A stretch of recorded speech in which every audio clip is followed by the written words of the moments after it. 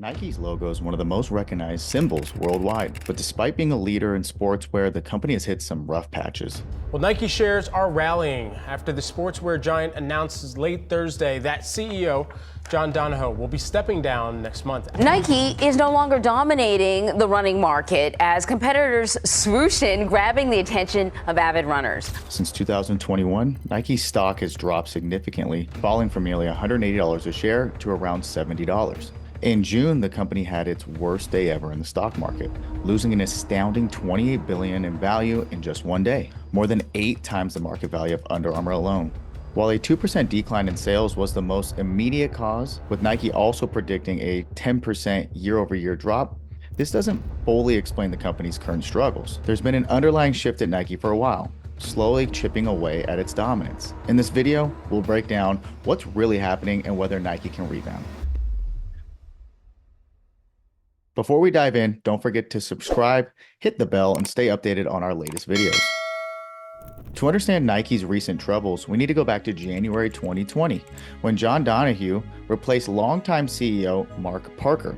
Parker had been with Nike since 1979 and served as CEO since 2006, earning praise for increasing the company's value and spearheading its digital transformation. During his tenure, Nike's e-commerce sales soared from $1 billion in 2014 to $5.2 billion by 2019, with online sales surging 48% between 2018 and 2019 alone. When Parker stepped down, Nike chose Donahoe, who had a background in leading tech companies like eBay and PayPal. Though he didn't have the same experience in footwear, Donahoe was seen as the ideal candidate to push Nike's digital efforts further. Donahoe introduced the Consumer Direct Acceleration strategy, which aimed for 50% of Nike sales to come directly from consumers. The strategy was based on the idea that Nike's strong brand could easily drive consumers to buy directly, cutting out wholesalers and increasing profit margin. To support this shift, Nike launched new concept stores and apps to better connect with their customers. Initially, the strategy showed promise. Online sales surged past $1 billion by 2021, and by 2022, 23% of Nike sales came from digital channels. The pandemic helped fuel this growth, but Donahoe believed the shift to online shopping would continue even after restrictions were lifted.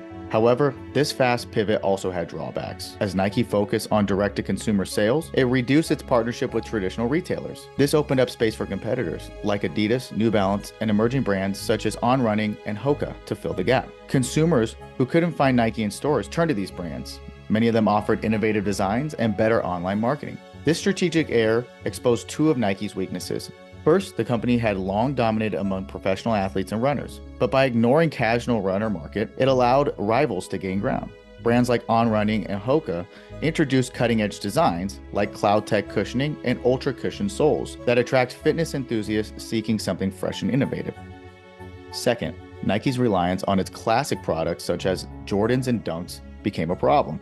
While these lines have loyal fans, they don't represent true aviation. And with fashion trends evolving, younger consumers who don't share the same nostalgia for these styles began to lose interest. Nike's issues aren't limited to the US either. Recent stock declines were also driven by struggles in China, a critical market for the brand. Rising tensions between China and Western countries have led to many Chinese consumers to favor local brands, impacting not just Nike, but companies like Starbucks and Apple as well. No, China's a very important market to us. Phil Knight entered China 40 years ago, and he took a very long-term view. He was early. And it took years for the business to build up. So we've always taken a long-term view in China, and we're trying to maintain very much of a long-term view during this period. There have been ups and downs. Despite these challenges, Nike has a plan. They've emphasized a renewed focus on innovation, mentioning it 24 times in their last earnings call. They also worked on new, more affordable products to compete with brands like On Running and Hoka. Additionally, they brought back former executive Tom Peaty to oversee wholesale partnerships. But these changes will take time. Donahoe has already warned that it may take mid-2025 before these efforts begin to show results. The big question is whether investors and the market are willing to wait for Nike to make its comeback. If you found this video insightful, don't forget to give a thumbs up and subscribe for more deep dives into the business world. Thanks for watching, and we'll see you in the next video.